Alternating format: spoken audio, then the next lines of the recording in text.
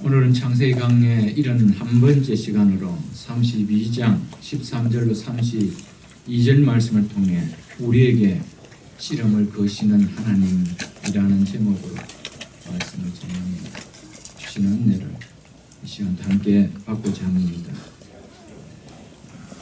오늘 또 우리는 지난 시간에처럼 믿음은 완성이 아니고 과정이라는 이 관점에서 오늘 본문의 이야기를 계속해서 보려고 합니다. 오늘 본문은 지난 시간에 이어서 야곱이 형 에서가 400명의 장정들 이끌고 고향으로 오고 있는 자기에게로 온다는 소식을 듣고 심히 두려워 하나님께 기도한 후에 나타난 야곱의 이야기가 오늘 본문의 이야기입니다. 오늘 본문이 이렇게 시작되고 있습니다. 13절로 16절을 보겠습니다.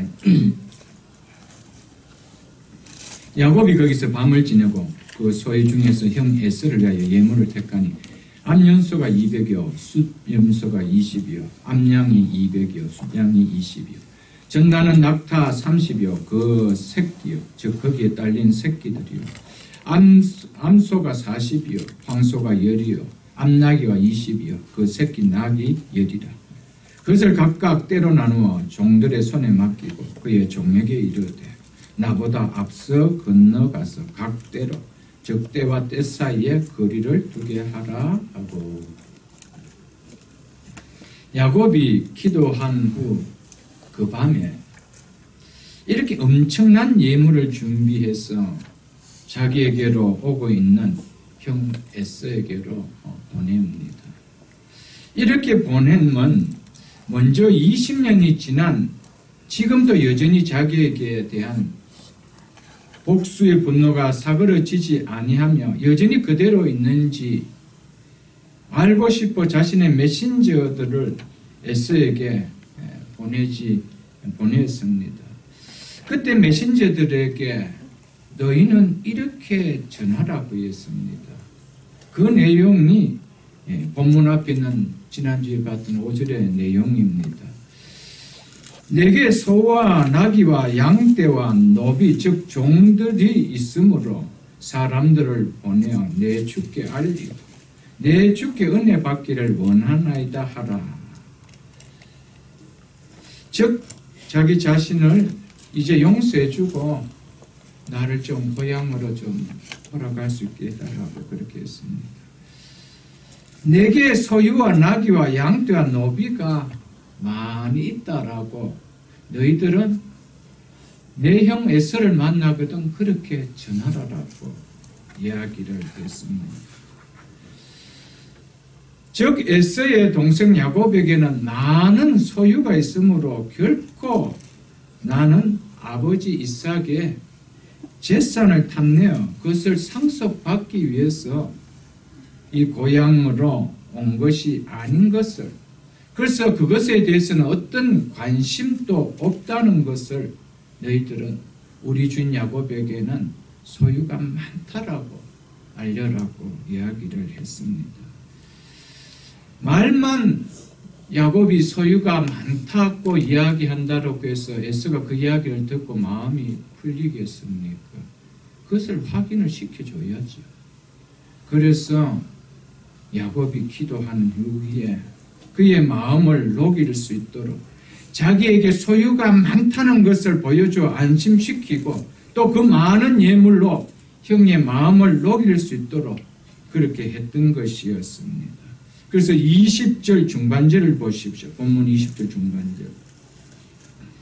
이는 야곱이 말하기를 내가 내 앞에 보내는 예물로 형의 감정을 즉 형의 분노를 푼 후에 대면하면 형이 혹시 나를 즉 용서하고 받아주리라 함이었더라. 이렇게 이야기하고 있습니다. 아직 확신을 못하면 이 예물을 보내더라도 혹시, 그래서 혹시라고 성경은 이야기를 하고 있습니다. 확신할 수는 없지만 그래도 이렇게라도 하면 혹 형의 마음이 녹을 수 있지 않겠느냐. 그래서 마음을 담아 예물을 보낸 것입니다. 이것은 결코 뇌물이 아닙니다. 지난날의 잘못에 대한 빚진 마음을 조금이라도 갚는 마음의 표현으로 야곱이 최선을 다해서 예물을 준비했던 것입니다. 저는 이것을 야곱의 인간적인 꾀라고 표현이 들지 않습니다. 물론 야곱은 여전히 바뀌지 않는 인간의 꾀를 사용한 것으로 본다라면 그렇게 또한 우리도 볼 수가 있을 것입니다. 그러나 저는 이 부분을 지난 시간에 말씀과 연결해 볼 때 인간적인 꾀를 사용해 형의 마음을 사려고 한다기보다는 이것은 두려움 가운데 하나님께서 나와 내 처자를 칠까 두려워하나이다. 하나님이여 내 형의 손에서 에서의 손에서 나를 건져 주옵소서라고 기도한 후에 하나님께서 야곱에게 주신 마음이라 저는 그렇게 여겨집니다. 저는 이 부분을 두고 많이 묵상을 했습니다. 기도를 했으니 가만히 있어도 된다가 아니라는 것이죠. 우리 편에서 할 수 있는 최선의 모습은 보여야 바른 기도라는 것입니다. 기도 없는 우리의 일방적인 모습은 잘못이지만 기도와 함께 최선의 모습은 은혜로운 모습이란 것을 우리는 좀 알아야 됩니다. 이 말씀을 두고 루터는 우리는 하나님을 시험해서는 안 되지만 사용할 수 있는 모든 수단과 방편을 사용해야 된다라고 말씀을 했습니다. 특별히 누구와의 잘못의 용서를 구하는 화해를 청하는데 그것도 자신이 재물을 많이 가지고 있다고 하는 사람이 빈손으로 가서 용서를 구하고 화해를 한다는 것, 여러분 어떻게 생각되어지겠습니까? 화해가 되어지겠습니까? 아니면 더 꼬이겠습니까? 다음 장 이제 33장에 가보면은 그 8절에서 12절에 보면은 야곱이 형 에서에게 보낸 이 예물을 통해서 에서가 마음이 녹았다는 것을 표현하고 있습니다. 33장 8절로 9절만 제가 읽어드리겠습니다. 에서가 또 이르되 내가 만나 즉 오는 길에 만난 바 이 모든 때는 이 가축 때는 무슨 까닭이냐. 야곱이 이르되 내 주께 은혜를 입으려 함이니이다. 에서가 이르되 내 동생아 내게 있는 것이 족하니 내 소유는 네게 두라. 받았습니까? 안 받았습니까? 받은 거예요. 그렇지만은 이게 뭐냐? 나에게도 많으니까 너가 가져라 이렇게 이야기합니다. 그런데 가서 우리 주인에게 엄청나게 소유가 많습니다. 그러니 이제 에서 주인의 그 주인을 통하여 그 얻으려고 하는 아버지 이삭을 통해서 얻으려고 하는 상속은 우리 야곱은 손을 대지 않을 겁니다. 말로가 안 되는 것이죠. 직접 내게 예물이 이 소유가 많다는 것을 보여 예물을 통하여 마음을 녹이게 했다는 것입니다. 여러분, 사람이 감정이 풀려지는 거는요, 밥 한 그릇을 서로 놓고 먹을 때 여러분 더 마음이 열리지요. 그냥 말로 가지고는 아니죠, 여러분. 이것을 에서가 야곱이 기도한 후에 하나님이 이것을 마음을 주셨습니다. 주셨지요. 저는 이것을 인간의 꾀라 저는 그렇게 보지 않습니다. 왜냐하면 그 전에 야곱이 기도가 없었다라면은 이게 꾀가 될 수 있을지 모르겠지만 그가 기도한 후에 주신 마음이고요. 이것을 통해 에서가 녹습니다. 물론 하나님께서 녹이죠. 근데 에서 편에서 보면 녹는 것은 이 예물 때문에 녹아진 것을 우리가 볼 수가 있기 때문입니다. 야곱이 형 에서에게 예물로 보낸 가축은 암수 염소 220마리, 암수 양 220마리, 낙타 30마리. 낙타 30마리는 대단한 겁니다, 여러분. 당시에 낙타 한 마리만 있어도 굉장했습니다. 10마리 굉장합니다. 30마리 그 가정의 부를 상징하고도 남을 만큼의 낙타였습니다. 30마리. 암수 소 50마리 대단하죠. 암수 나귀 30마리 도합 계산해보면 550마리 가축 예물을 보냈습니다.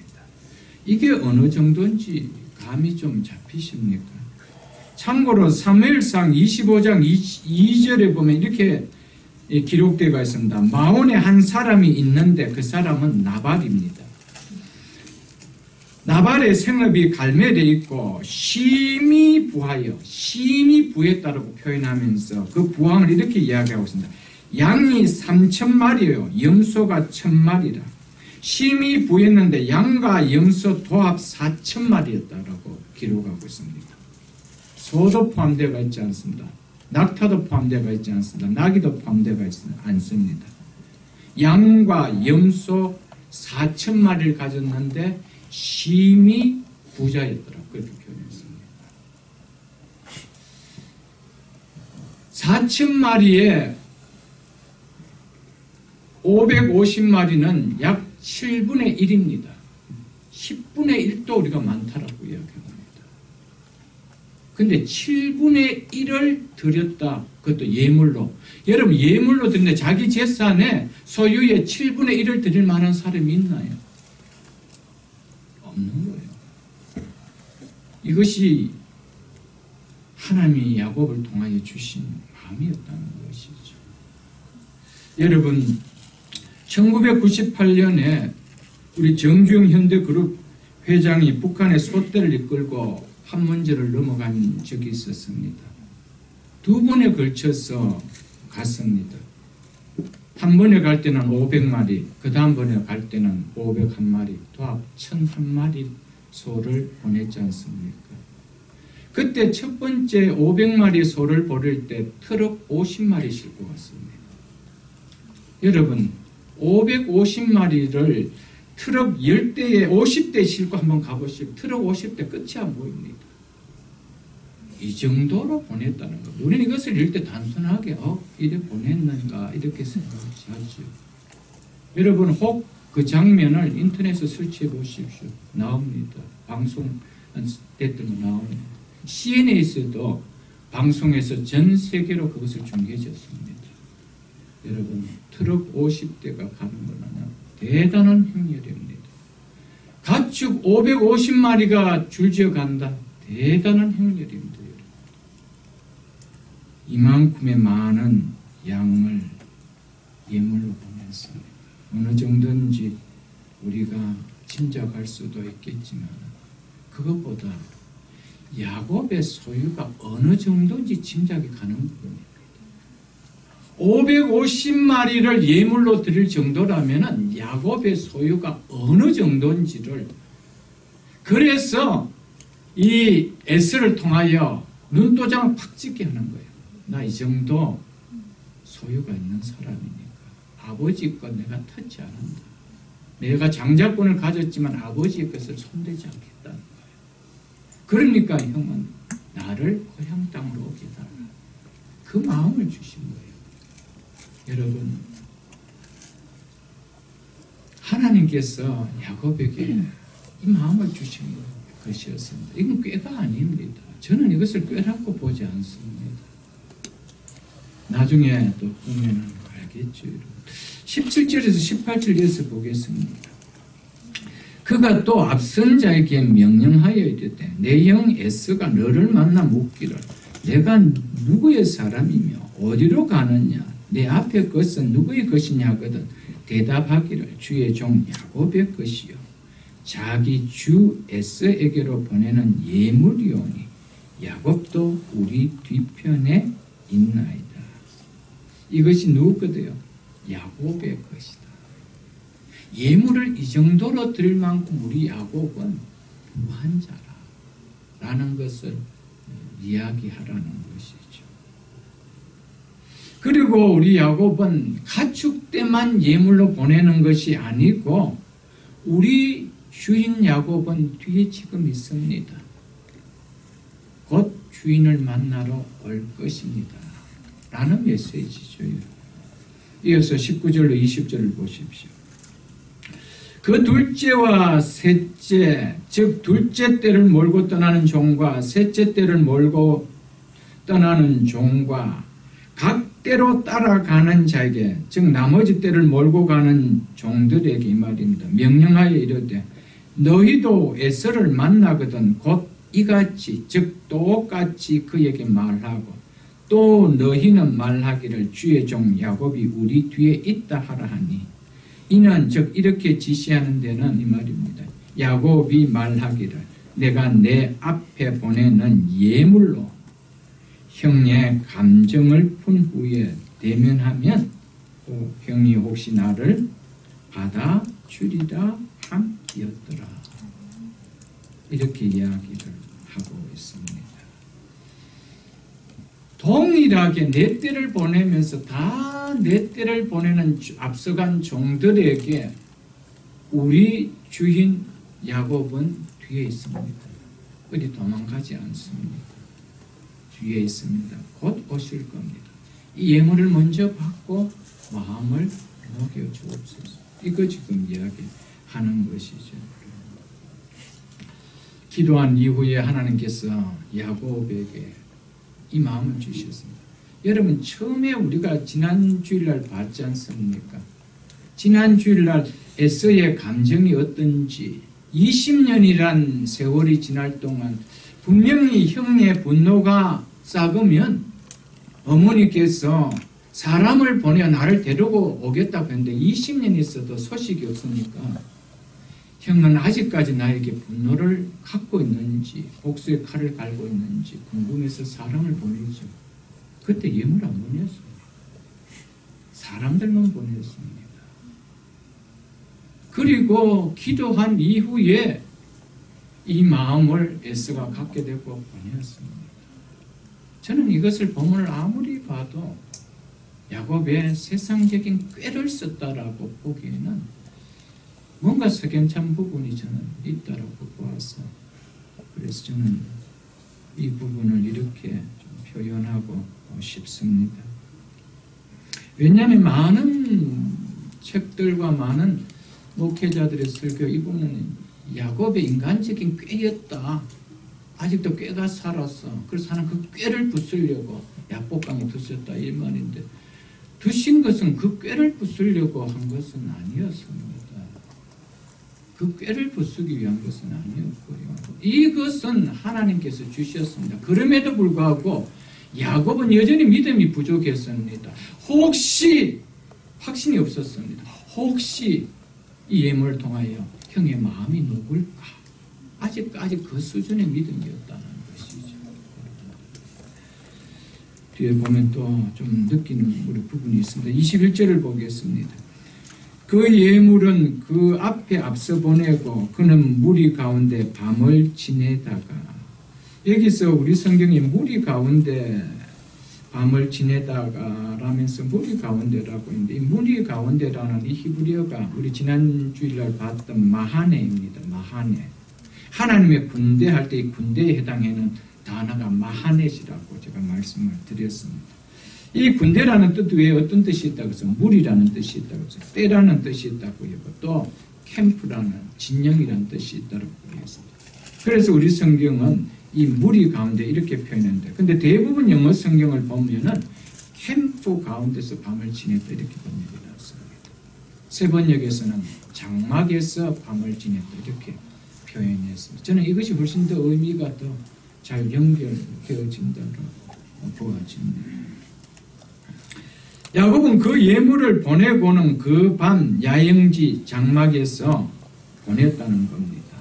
종들 통해 네 때로 나누어 보냈지만 마음은 그리 편하지 않았습니다. 기도하고 보냈지만 여전히 형이 자기를 복수하지 않을 것이라는 확신을 갖지 못하였습니다. 그래서 혹시 형이 나를 용서하고 반갑게 받아 주었으면 하는 기대로 예물을 보냈다는 것입니다. 장막에 누웠지만 불안해 잠을 이룰 수가 없었습니다. 이것이 우리의 모습과 같습니다.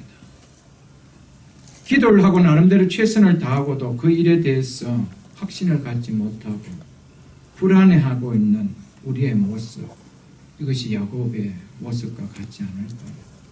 하나님 앞에 열심히 기도하고 최선을 다하는, 기도한 이후에 최선을 다하는 모습을 보이고도 불안해하고 있는 우리의 모습들, 어쩌면 야곱을 통해서 우리의 연약한 모습들을 보여주고 있는 것이라 저는 그렇게 보여집니다.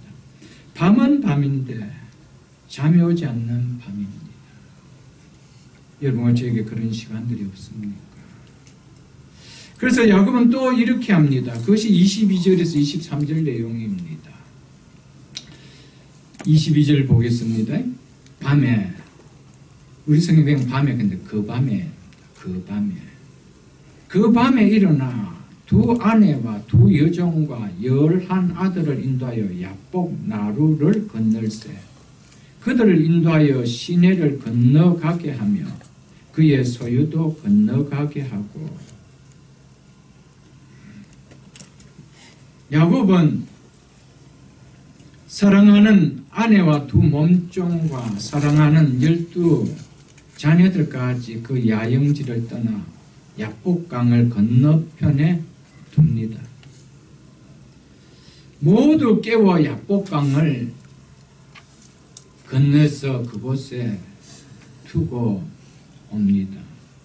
그리고 앞서 예물을 보내고 남은 자신의 소유도 또한 야복강 건너 두게 합니다.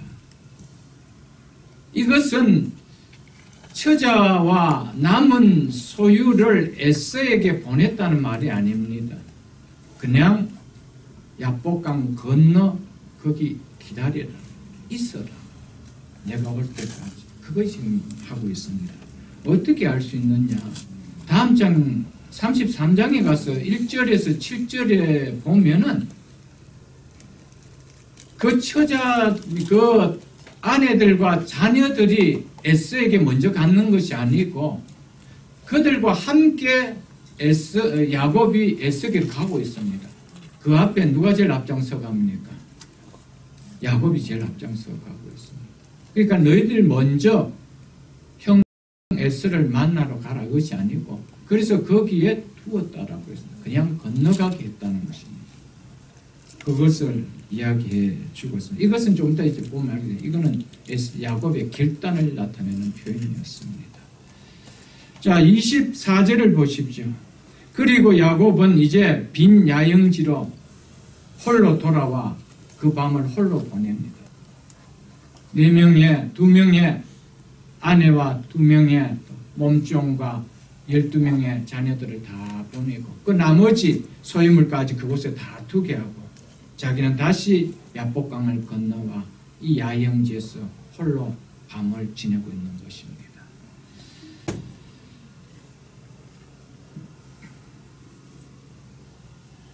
이 부분을 아까도 제가 말씀을 드렸지만은 이 에서에게 많은 예물과 처자식까지도 보내고도 불구하고 그래서 에서가 자기를 잡으러 오면 어떡할까?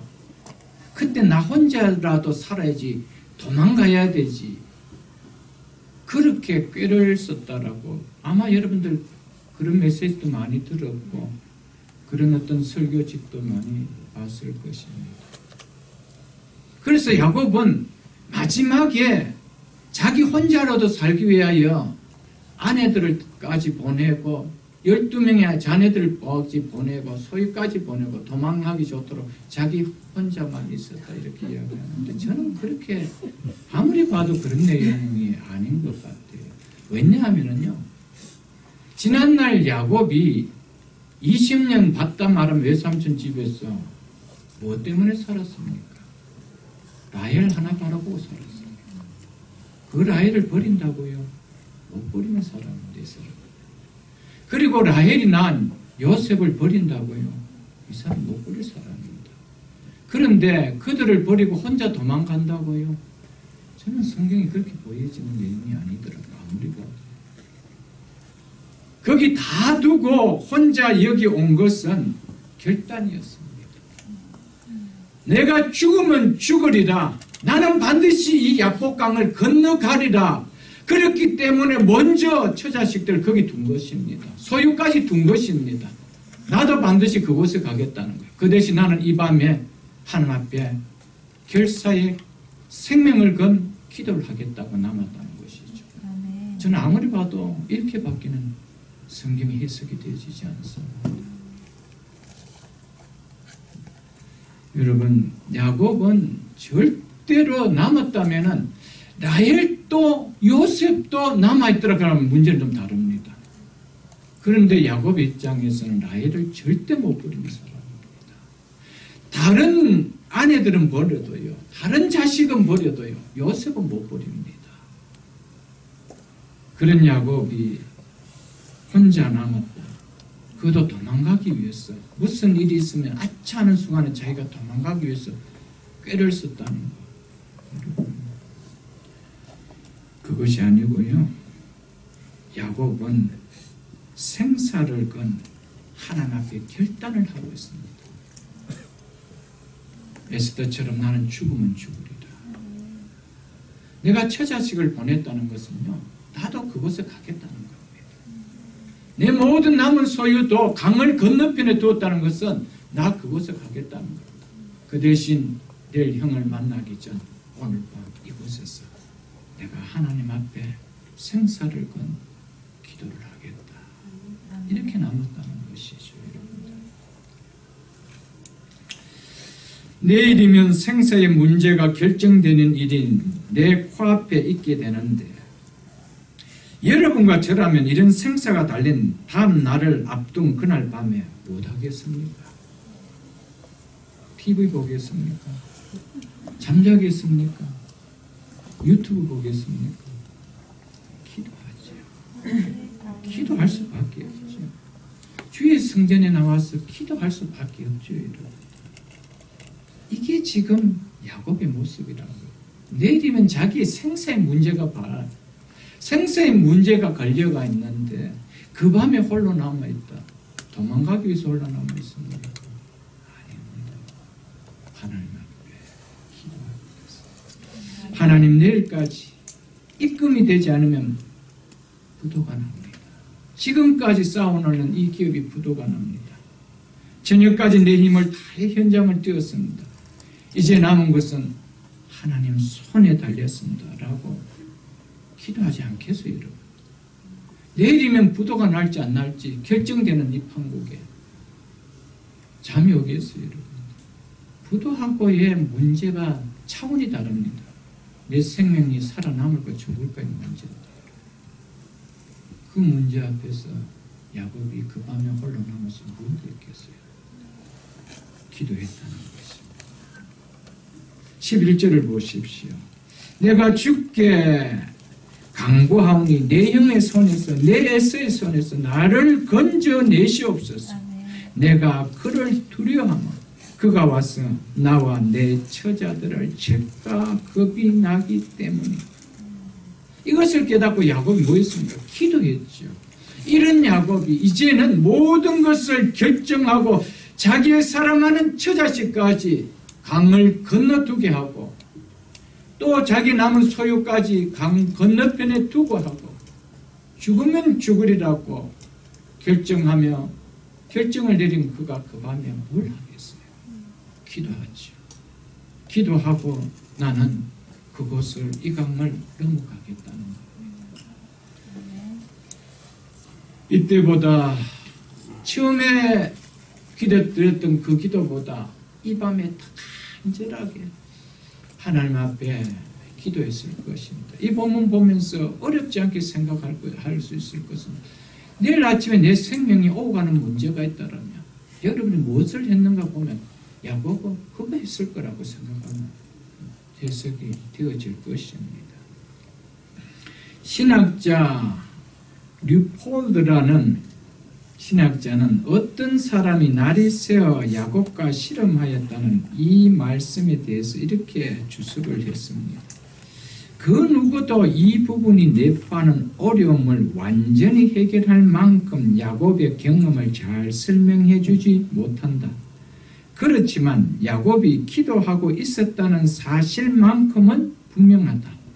그 기도를 묘사하는 데 사용된 용어들에 비추어 볼 때 우리는 묘사된 그 기도가 몸과 영이 전부 몸부림친 것이었다는 사실을 알 수 있다라고 그렇게 주석을 했습니다. 많은 분들이 야곱이 어떤 사람과 씨름했다는 말은 단순히 야곱이 어떤 사람과 육체적으로 부딪히면서 힘을 겨뤘다라는 의미가 아니라 야곱이 한 기도를 이렇게 표현했다라고 말하고 있습니다. 저는 거기에 동의를 합니다.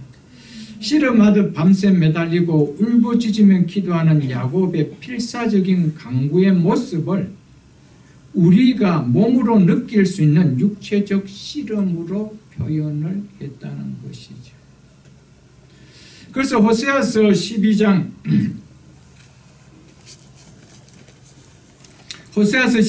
3절로 그 4절에 보면은 야곱은 힘으로 하나님과 겨루되 천사와 겨루어 이기고 울며 그에게 강구하였으며 라고 표현해 왔습니다. 하나님과 겨루되 천사와 겨루어 이기고 울며 그에게 강구하였다라고 이 씨름의 사건을 울며 하나님께 강구한 것으로 표현해 놓고 있습니다. 그냥 육체적인 씨름만이 아니었다는 것을 이야기하고 있는 것이죠.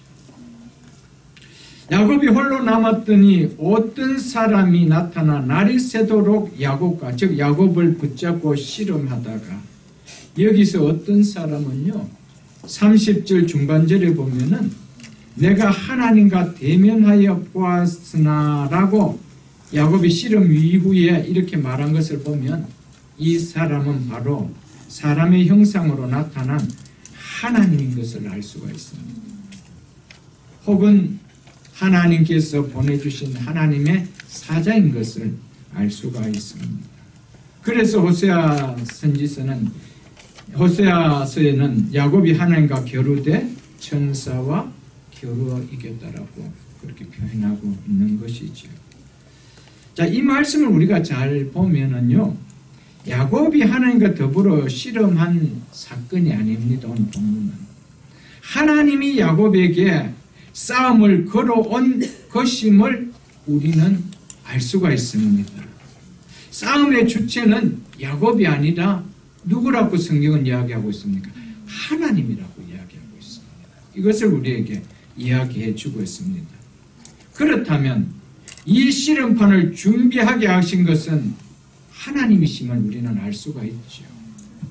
야곱을 씨름장으로 이끄신 분은 하나님이시다는 것을 우리에게 말씀하고 있는 것입니다. 하나님께서 야곱을 다듬기 위해서 그 밤에 네 때나 550마리의 가축들을 통해 네 때나 엄청난 예물을 보내고도 두려움에 가시지 않게 하시며 그래서 그 밤에 다시 일어나 가족들을 야복강 건너편에 두게 하고 자기의 모든 소유까지도 두게 하고 이곳에 돌아와서 홀로 있도록 그 두려움을 주게 하신 것은 하나님이었다는 것이죠. 이 씨름판을 만들어 놓으신 분은 하나님이라는 것입니다. 그리고 이 씨름판에 두게 하시고 그 씨름판에 하나님이 씨름을 거시는 것은 하나님이라는 것입니다. 하나님 때때로 우리에게 씨름판을 준비해 두시고 그 씨름판에 우리를 넣을 때가 있다는 것이 본문이 우리에게 주는 메시지입니다. 하나님 때때로 우리에게 씨름판을 준비해 두시고 씨름을 걸어오실 때가 있다는 겁니다. 하나님께서 야곱을 씨름판으로 넣으시고 씨름을 걸어오신 목적이 무엇일까요? 그 목적은 야곱이 자기 자신이 아무것도 아니라는 사실을, 야곱 자신이 얼마나 무력하고 연약한 존재임을 그 씨름판에서 깨닫게 하시기 위해서였어요. 아멘. 여러분과 저도 하나님께서 우리 자신이 얼마나 나는 연약한 자고 무기력한 자인지를 깨닫게 하시기 위해서 때로는 우리를 씨름판을 준비해 두시고 그곳에 밀어넣으실 때가 있다는 겁니다. 그리고 삿발을 잡으면서 씨름을 거실 때가 있다는 것이죠. 야곱이 자기가 잘난 줄 알고 자기가 좀 된 줄 알고 느끼고 있었던 그것을 하나님은 치시기 위해서입니다. 그것이 뭡니까? 환도뼈였습니다. 우리 성경에는 허벅지 관절이라고 되어 있는데 환도뼈, 전번 성경입니다. 그 환도뼈라는 말은 그 의학 사진에 나오는 뼈가 아닙니다. 칼을 허리에 차는 부분이라고 해서 환도뼈라고 이야기하는 겁니다. 칼을 허리에 차는 그 부분의 뼈라는 것이죠. 그러니까 이 관절과 이 우리 엉치 부분 있지 않습니까? 허벅지, 이 엉치 이 부분에 연결되는 이 뼈를 이야기하고 허리와 연결되지 이 부분, 이 칼을 걸리는 이 부분을 그래서 환도뼈라. 저는 이 말이 더 매력적입니다. 이것을 치시기 위해서, 이걸 치시기 위해서. 그래서 언약의 후손답게 세우기 위해서 야곱의 그 불순물들을 빼기 위해서 씨름판에 하나님을 넣으셨다는 것이죠. 25절 보십시오. 자기가 야곱을 이기지 못함을 보고 그가 야곱의 허벅지 관절을 치매 야곱의 허벅지 관절이 그 사람과 씨름할 때에 어긋났더라. 하나님께서 야곱과 씨름을 합니다. 하나님이 씨름을 거셨습니다. 그런데 하나님께서 야곱을 이기지 못했다는 말은 무엇을 표현할까요? 하나님이 야곱을 이기지 못할까요? 그건 잽도 되지 않죠. 씨름할 것도 없습니다. 푹 불어버리면 날아가죠. 씨름할 것도 없으면 삿바 잡을 필요도 없습니다. 그럼에도 불구하고 야곱을 이기지 못했다. 이 말은요, 한마디로 말해서 야곱은 내 뜻대로 잘 움직이지 않는 인간이다 이 말이에요. 그걸 이야기하는 거예요. 이쪽으로 업어치게 하려면 안 업어치려고 패당거리고 있다는 거죠. 뒤집게 하려면 안 뒤집어지려고 딱 잡고 있다는 거예요. 그거 지금 표현하는 거예요.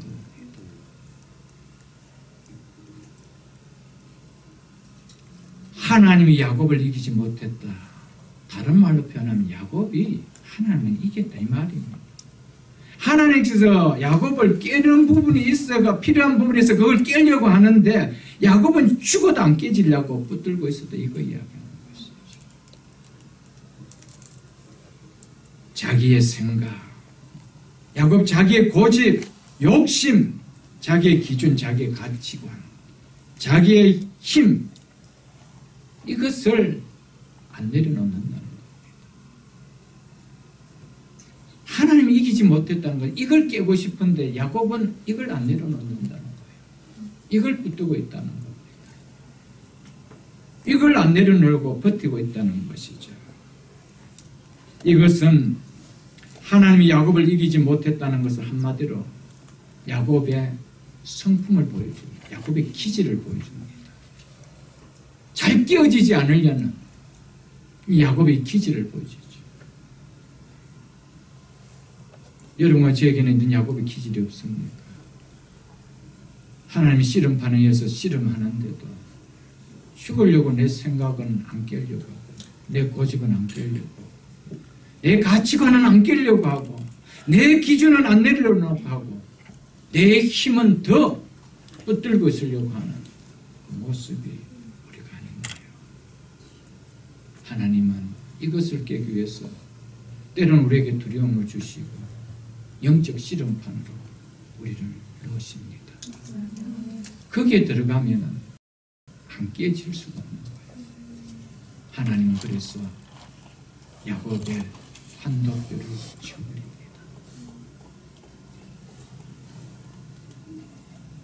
그래서 그가 야곱의 허벅지 관절을 치매 야곱의 허벅지 관절이 그 사람과 실험할 때 어긋났더라. 여러분, 하나님은 우리를 실험판에 넣으시면요, 하나님은 반드시 이 부분을 깨닫게 만듭니다. 하나님은 우리 속에 고난을 주시고 두려움을 주시고 인생의 어두운 밤을 주셔서 인생의 실험판에 우리를 넣게 하십니다. 왜? 그래서 살아서는 안 된다는 거예요. 그래서는 언약의 백성으로 너를 세워갈 수가 없다는 거예요. 네가 힘을 지탱하고 있는 그 환도뼈, 그 힘, 그거 내려놔야 된다는 거예요. 믿습니까, 여러분? 이 환도뼈는 우리 몸을 지탱해주는 힘의 근원을 상징하는 부분입니다. 하나님은 야곱에게 자신이 붙잡고 자신의 인생을 지탱하려고 하는 그 환도뼈를 깨려고 오늘 그 자리에, 그 시험 자리에 야곱을 불러들였었다는 것이죠. 이것이 깨져야 변화의 자리로 들어설 수 있기 때문입니다.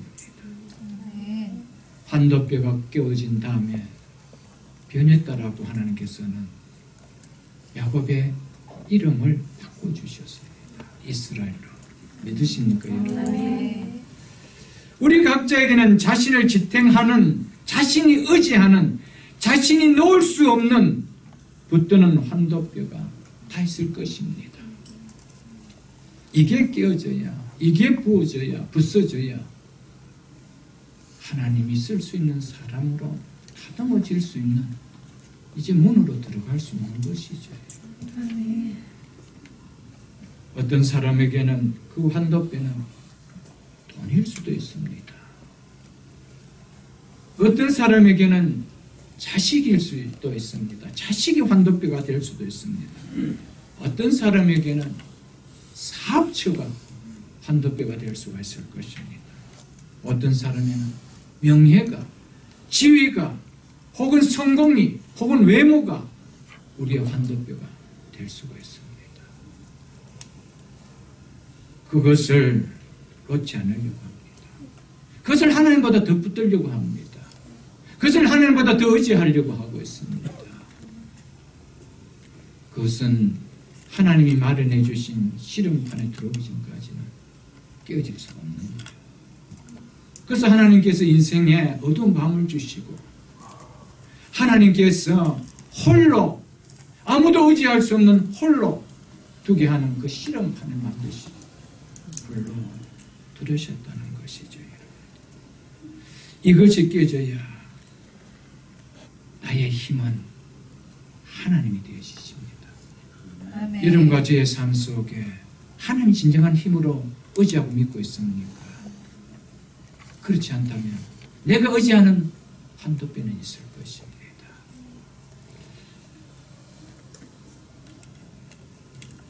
환도뼈가 깨어지기 전까지는 나의 힘이 되신 여호와여, 내가 주를 사랑하나이다. 이 고백은 진짜 고백이 안 되지. 우리는 무엇을 사랑하고 있습니까? 무엇을 의지하고 있습니까? 무엇을 힘으로 아직도 붙들고 있습니까? 여러분과 삶 속에 내가 붙들고 있는 그 환도뼈를 향해서 나의 힘이 되는 그것이여라고 하지 마시고요. 나의 진정한 환도뼈는 하나님이어야 됩니다. 아멘. 나의 힘이 되신 여호와여. 여러분, 그 하나님을 진정 여러분과 저는 사랑해야 된다는 것이죠. 여러분과 저의 삶 속에 우리가 바라보고 우리가 붙들고 있고 우리가 의지하고 있는 이 환도뼈가 부서지기 전까지는 절대 하나님 앞에 겸손해질 수가 없습니다. 하나님 앞에 내 자세를 낮추는, 목이 낮춰주고 허리가 숙여지는 겸손함은 없습니다. 여러분, 그래서 하나님께서는 환도뼈가 깨어진 겸손한 자를 하나님 축복하시는 거예요. 이런 인생에게 하나님 축복의 인생으로 바꿔주시는 것입니다. 그래서 하나님께서 이런 야곱을 통하여 이스라엘로 변화시켜 주셨다는 것이죠, 여러분. 그리고 구속사적으로 야곱의 환도뼈가 부러진 이 사건은 장차 야곱의 허리에서 나올 이스라엘, 이 이스라엘 역시 자신의 힘과 지혜를 의지하며 살아가서는 안 되며, 세상의 힘과 지혜를 의지하며 살아가서 안 되고, 이스라엘은 오직 하나님만을 의지하여야 함을 예표로 보여주시기 위해서 이 야곱의 허리를 치셨던 것이었습니다. 사람의 힘과 지혜를 의지하게 될 때 환도뼈가 부러진 것처럼 이스라엘 백성이 육신적으로 무력해질 수밖에 없음에도 불구하고 하나님이 아닌 자기 자신을 의지하고 살아갈 때 이렇게 무기력하게 무너질 수밖에 없다는 것을 예표로 보여주기 위함이었습니다. 그래서 35장 10절로 11절을 보십시오. 35장 10절로 11절에 보면 하나님이 야곱에게 이르시되 내 이름이 야곱이지만은 내 이름을 다시는 야곱이라 부르지 않겠고 이스라엘이 내 이름이 되리라 하시고 그가 그의 이름을 이스라엘이라 부르시고 하나님이 그에게 이르시되 나는 전능한 하나님이다. 생육하며 변성하라. 한 백성과 백성의 총회가 네게서 나오고 왕들이 네 허리에서 나오니라. 이스라엘의 왕들이 네 허리에서 나온대. 이스라엘이 네 허리에서 나온대. 그래서 이스라엘 백성은 야곱이 허리를 치셨던 하나님을 보라는 거예요. 이게 구속적인 예표였습니다. 너희 환도뼈를 의지하면 안 된다는 거예요. 하나님 백성들. 하나님 오직 하나님을 의지할 때, 하나님을 의지 아니하고 자신을 의지하고 자신의 힘을 의지할 때 너희가 의지하는 그 환도뼈를 하나님 치시겠다. 이것을 구속사적으로 예표로 보여준 것이 이 야복 강가에서 이 야곱의 환도뼈를 치신 내용이었습니다. 야곱은 자기에게 씨름을 걸어온 어떤 사람이 씨름을 하면서 그가 누군지를 깨닫게 되었습니다. 그래서 그는 이렇게 이야기합니다. 26절을 보십시오. 그가 이르되 날이 세려하니 나로 가게 하라. 야곱이 이르되 당신이 내게 축복하지 아니하면 가게 하지 아니하겠나이다. 당신이 내게 축복하지 아니하면 절대로 가게 하지 않겠다라고 하고 있습니다. 우리를 씨름자리에 넣으시고 씨름을 거시는 하나님이 누구신지를 안다라면 우리는 그 하나님 앞에 안이 매달릴 수가 없습니다. 우리 또한 이 고백을 아니할 수가 없다는 것이죠. 여러분, 진정 하나님 앞에 하나님이 내게 축복해 주지 아니하며 라고 매달릴 만큼 간절하게 기도해 보셨습니까?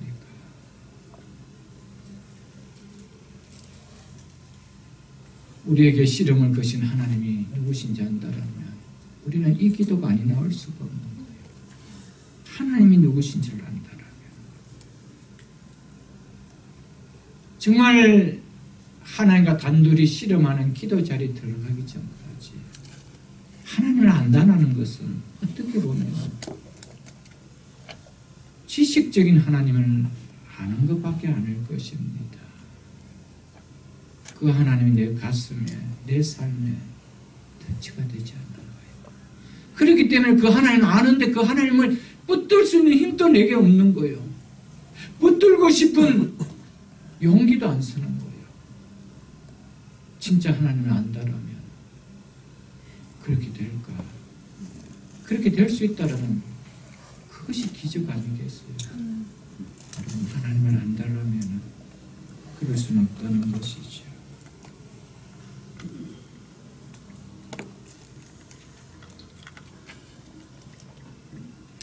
당신이 내게 축복하지 아니하면 가게 하지 아니하겠나이다.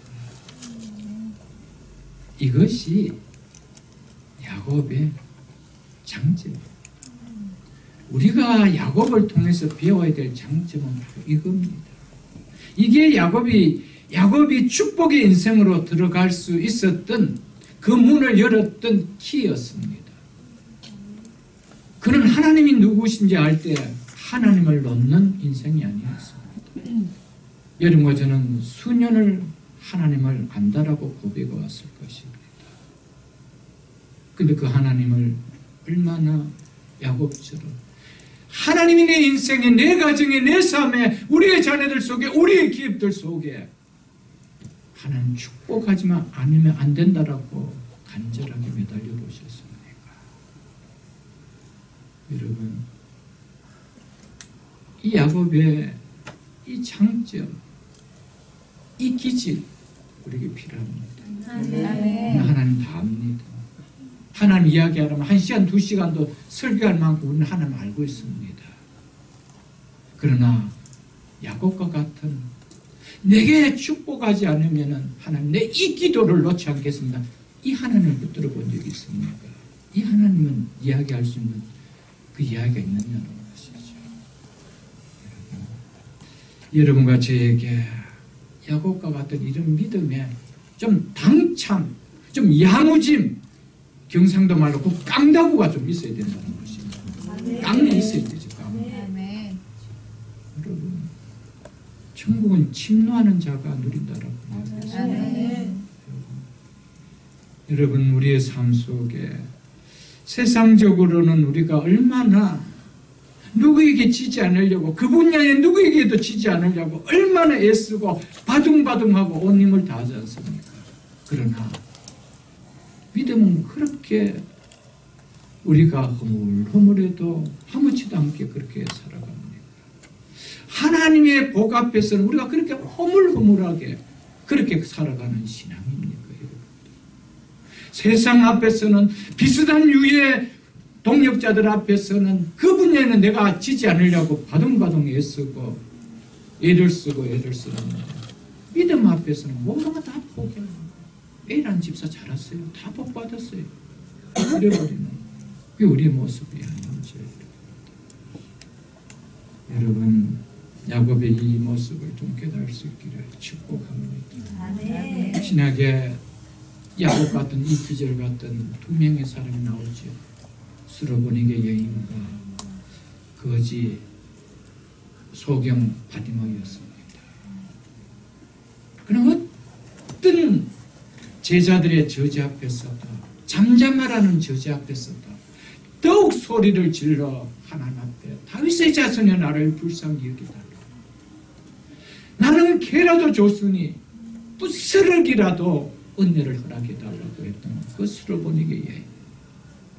여러분, 이 믿음에 좀 당착, 이게 축복의 문을 여는 열쇠입니다. 여러분. 하나님은 우리를 시험장에 넣었을 때 이 맛을 좀 보라는 거예요. 이 은혜를 좀 깨달으는 거예요. 여러분, 이 시험의 싹파를 안 잡아보거든요, 정말 하나님을 진솔하게 이야기한다는 것은 정말 우리가 어떤 백과사전에 호랑이를 보고 호랑이 이야기하는 것과 별반 다른 바가 없습니다. 성경을 읽었는데 이런 이야기가 있더라, 이런 정도밖에 아는 것입니다. 그 성경에 나오는 그 하나님이 내 속에 느껴지고 누려지는 그 하나님, 그 능력이 하나님으로 내 속에 확보라는 것이죠. 그래서 하나님 없이 살아갈 때 그래서는 안 된다는 것이죠. 그래서 하나님께서는 시련판을 친히 만들어 놓은 인생의 어두운 마음을 주시고 홀로 그 시련판에 안 들으면 안 될 대로 만들어 가신다는 것이죠. 여러분, 꼭 그런 시련판 속에 하나님 만나셔야 됩니까? 말씀 보면서 이 하나님을 내가 속에 능력으로 깨닫고 그 하나님을 나의 하나님을 붙들고 내 스스로 시련판에 들어와서 기도할 수 없나요? 여러분? 이 축복의 인생이죠. 그리고 그 하나님 주신 복을 우리가 받아 누릴 수는 없나요, 여러분?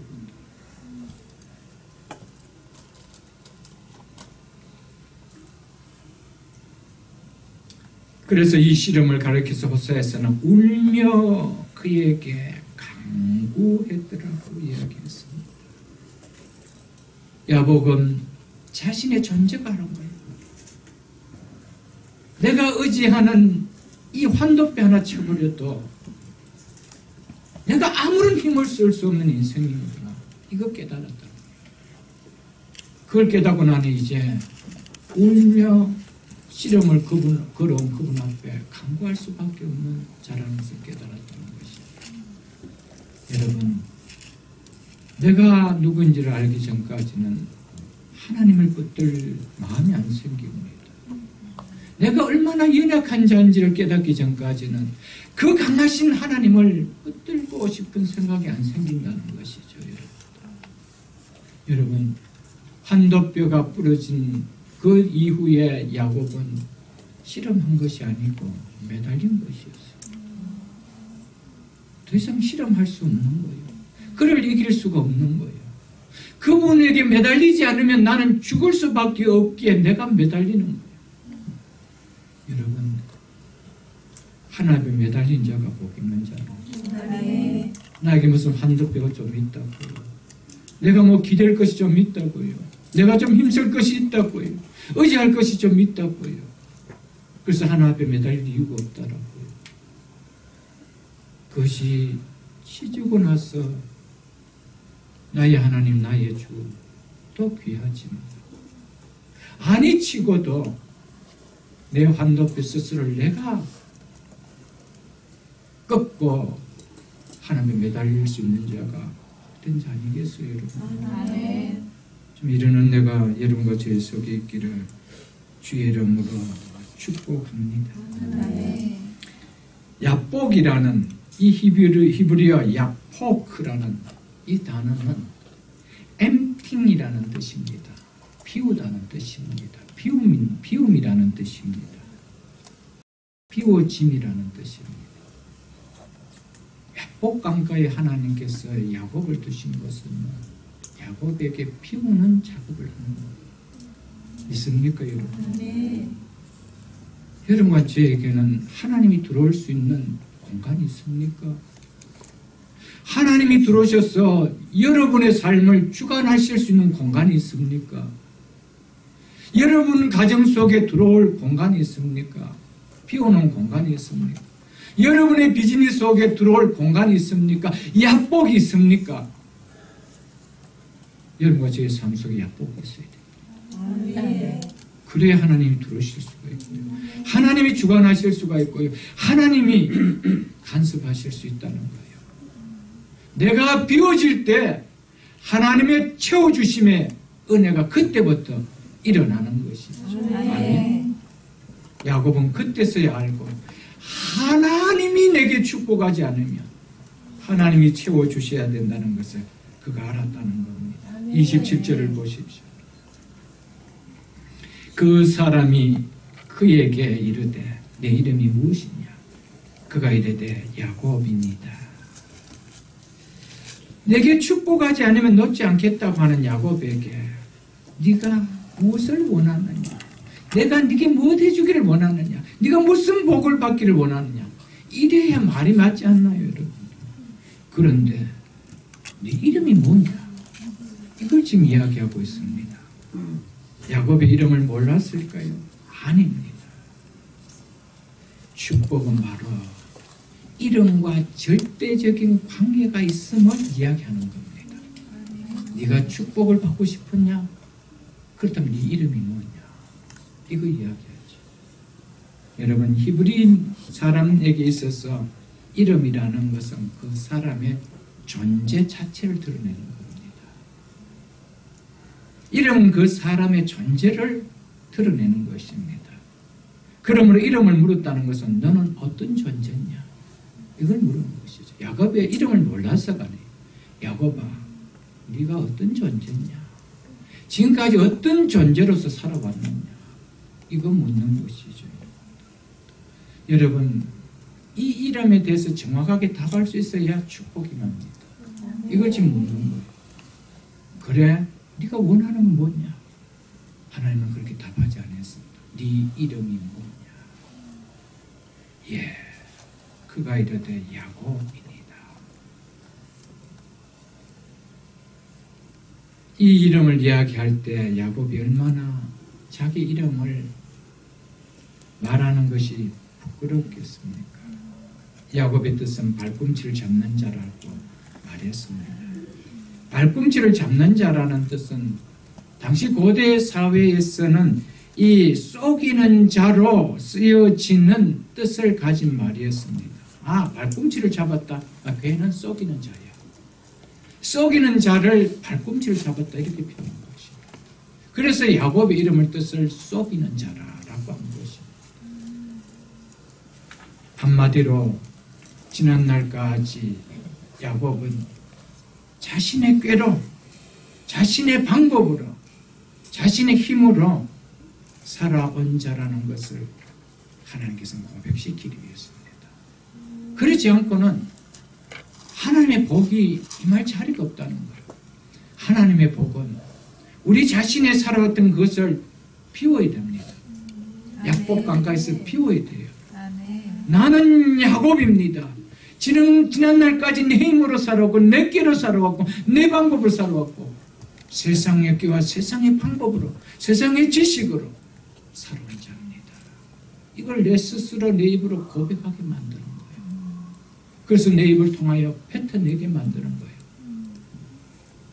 그래야만이 하나님이 주어주실 수 있는 복이 있다는 것이죠. 여러분, 그러므로 이제 하나님께서 야곱을 축복해 주는데 무엇으로 축복해 줍니까? 그래 이런 복을 네게 주리라 이랬습니까? 이제는 야곱이라 부르지 말고 이스라엘이라 부르라. 이름을 바꿔줬습니다. 무엇이 축복이라는 겁니까? 이름이 바뀌는 것이 축복이라는 겁니다. 즉 존재가 바뀌는 것이 축복이라는 겁니다. 믿습니까 여러분? 우리가 존재가 바뀌기 전까지는 하나님 우리를 축복하실 수 없는 거예요.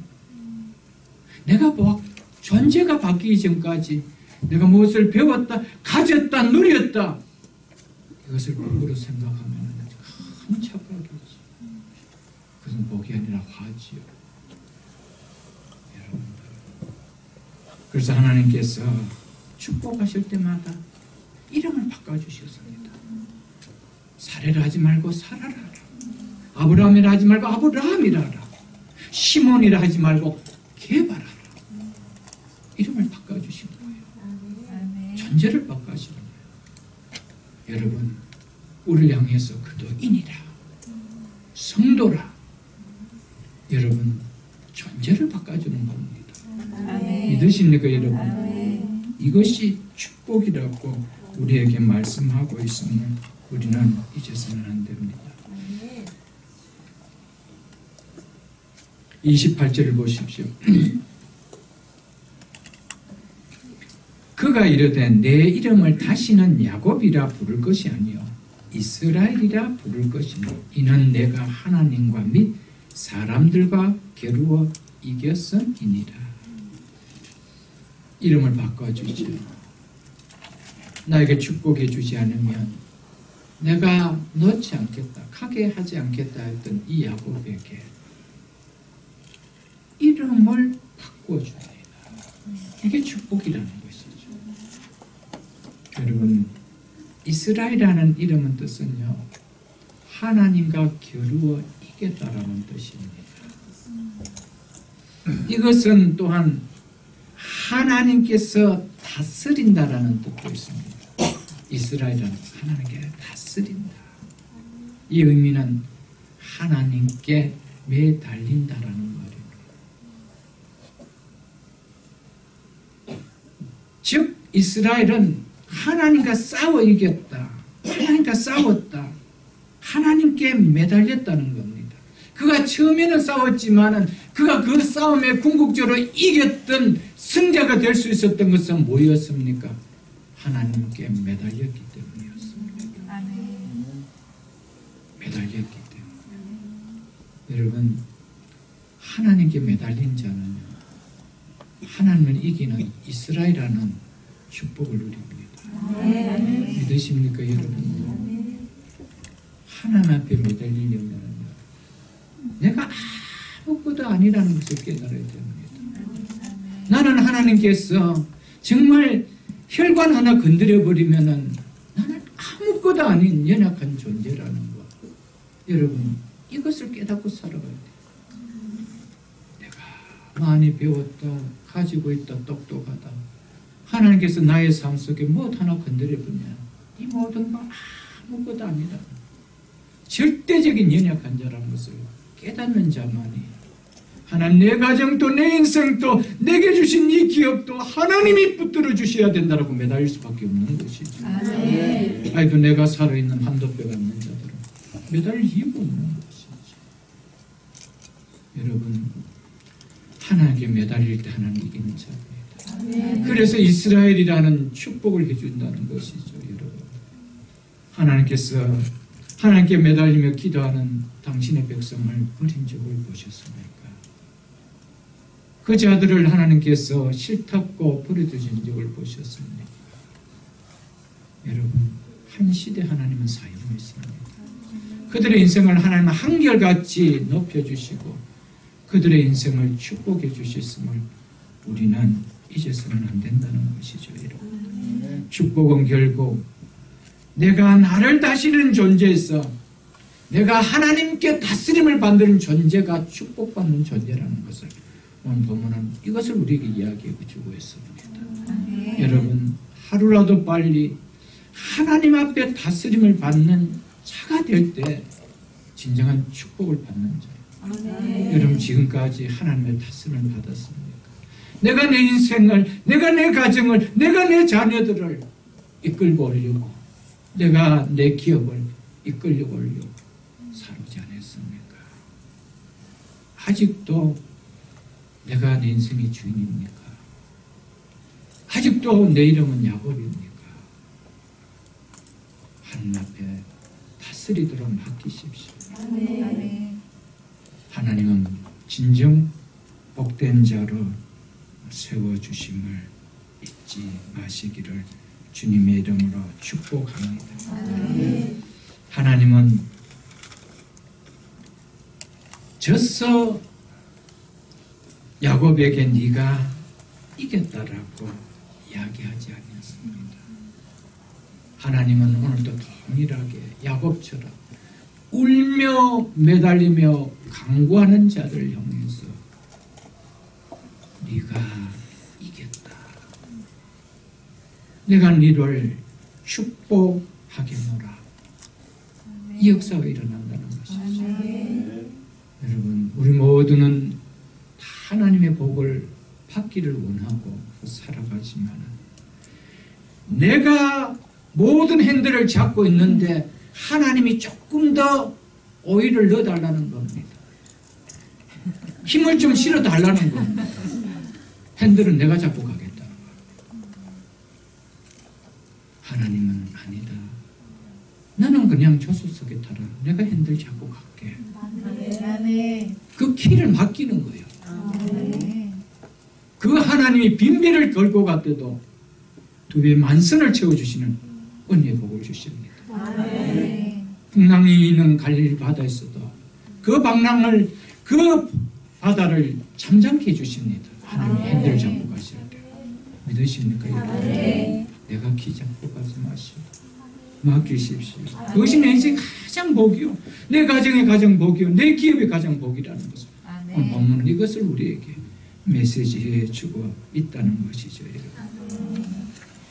그래서 고린도전서 12장에 보면 사도 바울은 그것을 깨닫고 나서 뭐라고 고백했습니까? 10절에 내가 약한 그때 곧 강함이었더라고요. 내가 그 약한 그때 하나님의 능력을 부어잡고 하나님 일을 감당할 수 있는 강한 자가 되었더라고요. 그렇게 고백했던 것이죠. 하나님의 능력이 내 약함 가운데 머물게 되었다라고 고백했습니다. 하나님의 능력이 여러분의 가정과 여러분의 기업과 우리의 기도의 제목들 속에 우리의 삶에 머물게 하기를 원하십니까? 약하십시오. 아멘. 조금이라도 나의 강함과 여러분의 교만들을 다 내려주십시오. 하나님 앞에 어떤 뻣뻣한 모습도 갖지 마십시오. 믿습니까 여러분? 29절 보십시오. 야곱이 청하여 이르되 당신의 이름을 알려주소서. 그 사람이 이르되 어찌하여 내 이름을 묻느냐고. 거기서 야곱에게 축복한지라. 어디서 야곱을 축복했고요? 거기서 야곱에게 축복한지라. 그 자리가 어떤 자리였습니까? 두려움이 엄습했던 인생의 야곱에서 가장 짙은 먹구름이 끼었던 어둠의 밤, 홀로 있었던 그 자리, 절망과 같고 어떻게 여기서 회복될 수 있을까만큼 난감했던 그 자리를 하나님은 뭐 하셨대요? 축복하셨다. 믿으십니까 여러분? 혹 여러분 혹 이런 자리에 지금 놓여 계시는 분이 있습니까? 이 자리에 하나님이 부어주시는 축복의 자리가 되기를 주의 이름으로 축복합니다. 아멘. 이것은 야곱과 같은 이 오늘 본문의 말씀을 통하여 이것을 누릴 때 나의 환도뼈를 내려놓고 하나님 앞에 매달릴 때 하나님은 분명 그 자리를 복의 자리로 만들어주심을 잊지 마시기를 주의 이름으로 축복합니다. 아멘. 하나님께서 야복강가라는 자리에 그 씨름판에 우리의 인생들을 기도의 삿발을 잡도록 자리에 넣게 하십니다. 그것은 궁극적으로 우리를 축복하기 위해서입니다. 믿으십니까 여러분? 우리 어두운 밤이 그래서 해가 돋는 분해의 땅으로 변화됩니다. 여러분, 우리가 주어지는 우리의 시간을 내가 믿음으로 잡을 것이냐, 내가 지금까지 살아왔던 내 방식으로 살아갈 것이냐, 그것은 우리의 삶이 결정되어지는 거예요. 아무쪼록 거기서 야곱을 축복하시다는 이 사건이 여러분과 저의 우리의 삶에 일어나는 축복이 되기를 주의 이름으로 축복합니다. 30절을 보십시오. 그러므로 야곱이 그곳 이름을 부니엘이라 하였으니 그가 이르되 내가 하나님과 대면하여 보았으나 내 생명이 보존되었다 하더라.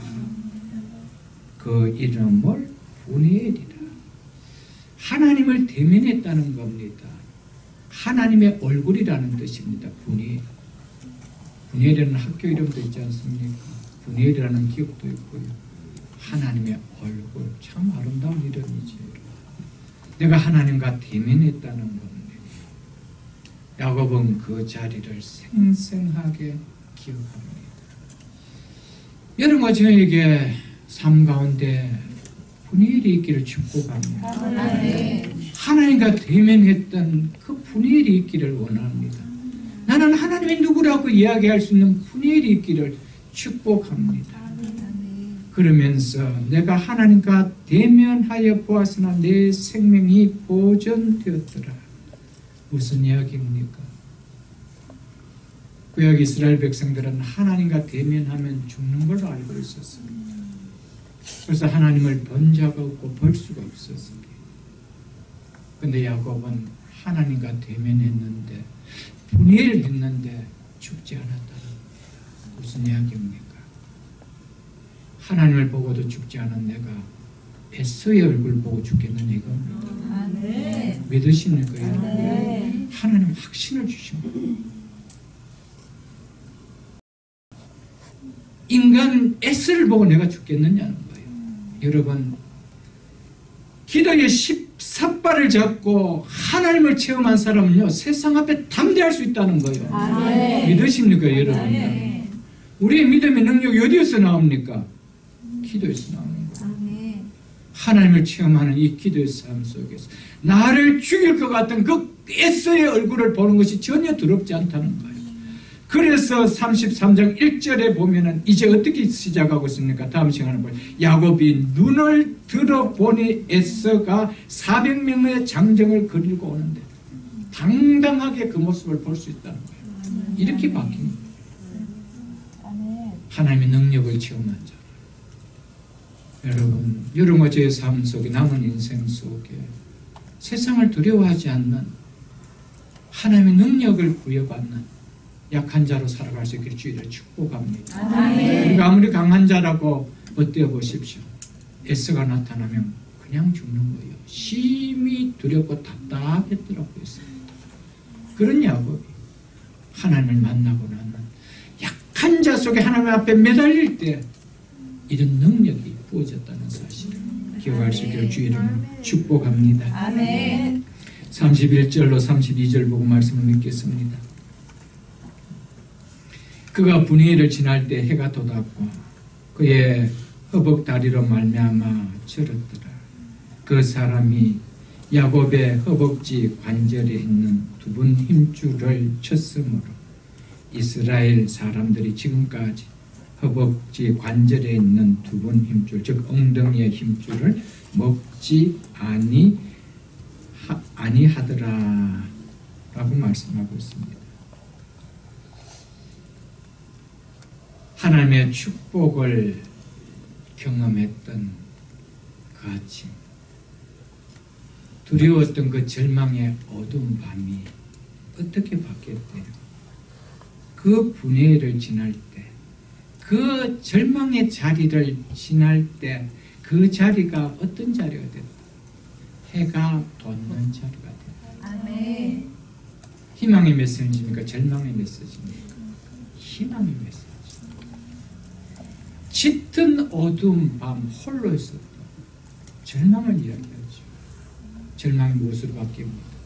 희망으로 바뀌는 것을 이야기하고 있습니다. 아멘. 여러분, 여러분과 삶에 절망의 삶을 맞이하기를 원하십니까? 희망의 삶을 살기를 원하십니까? 그 답은 하나밖에 없습니다. 나의 환도뼈를 내려놓는 영적 삿발을 잡는 길밖에 없습니다. 아멘. 하나님 앞에 매달리는, 일방적으로 매달리는 변칙 실험을 하는 것 외에는 없는 거예요. 여기에 해가 돋는 은혜를 주시는 것이죠. 아멘. 여러분, 하나님의 복을 경험하는 사람은요, 똑같은 아침을 만나지만 그 아침이 다릅니다. 똑같은 한 달을 살아가지만 그 한 달이 다른 거예요. 똑같이 한 해를 살아가지만 그 한 해가 다른 거예요. 똑같이 7, 80의 인생을 살아가지만 그 7, 80의 인생이 달리 살아가는 거예요. 믿습니까? 네. 하나님을 깨닫고 사는 자는 이렇게 다른 거예요. 그 아침이 달랐다는 거예요. 자기 자신의 몸은 어떤 몸으로 여겨집니까? 허벅 다리로 말미암아 절었더라. 절고 있는 자신의 모습을 보지 않고 절었지만 그에게 느껴진 것은 분이엘이었다. 아침 해가 돋았더라. 나는 여러분의 삶 속에 이런 축복이 주어질 수 있기를 주의 이름으로 축복합니다. 아멘. 내가 하나님 이스라엘의 이름을 가질 수 있었던 근거가 뭐라는 겁니다. 이제는 내 힘으로 나는 살아가는 자가 아니라는 것을 똑똑히 보라는 거예요. 나는 이제 내 힘으로 살아가는 자가 아니라는 거예요. 그래서 허벅지 다리로 말미암아 철었다는 겁니다. 이제는 나는 내 힘으로 살아가는, 과거와 같이 내 힘으로 살아가는 자가 아니라는 겁니다. 아멘. 여러분, 야복 강가에 하나님과 실험을 한 자의 특징은요, 내 힘으로 살아가지 않는다는 증거를 드러내는 겁니다. 환도뼈가 부러지는 증거가 있어야 됩니다. 그때 하나님께서 여러분과 저의 삶 속을 붙들어 주심을 우리에게 말씀해 주고 있는 것이죠. 이제는 야곱은 옛사람이 아니었다는 것이죠. 옛날에는 자기의 두 다리에 이 힘을 믿고 자기를 힘입고 살아갔던 그였습니다. 이제는 그 다리를 절더라. 내 힘으로 살아갈 수 없음을 선포하고 있습니다. 사랑하는 성도 여러분, 그리고 마지막에 이렇게 이야기하고 있지요. 32절, 그 사람들이 야곱의 허벅지 관절에 있는 두 힘줄을 쳤으므로 이스라엘 사람들 지금까지 그 허벅지 관절에 있는 엉덩이 힘줄을 먹지 않았다 라고 이야기해 주고 있죠. 이것은요, 하나님께서 직접 야곱을 만나 주셨고요, 하나님께서 야곱을 축복해 주셨다라고 한 이 이스라엘의 이름을 주신 이 사건이 백성들에게도, 이스라엘 백성들에게도 두고두고 각인될 만큼 너무나도 뚜렷한 사건이고 강한 메시지심을 전해주고 있는 것이죠. 여러분과 저의 삶 속에, 우리의 자녀들 속에 두고두고 우리의 하나님의 만났던 강한 체험들이 있는 그런 삶들이 있기를 축복합니다. 말씀을 맺겠습니다. 우리에게 씨름을 거시는 하나님이라는 제목으로 오늘 말씀을 드렸습니다. 때로는 하나님은 우리에게 씨름을 걸어오십니다. 우리를 좌절시키려고 하고 우리를 무너뜨리려고 하는, 우리에게 이스라엘이라는 축복을 주시기 위해서 우리에게 분위기를 주시고 우리의 삶 속에, 우리의 가정 속에, 우리의 인생 속에 해가 돋아나오는 축복을 허락하시기 위함인 줄 알고 우리에게 씨름을 걸어오신 하나님 앞에 매달림으로 말미암아 야곱에게 주셨던 이 복이 우리가 온전히 누리는 믿음의 복이 될 수 있게 주의 이름으로 축복합니다. 주신 말씀 생각하면서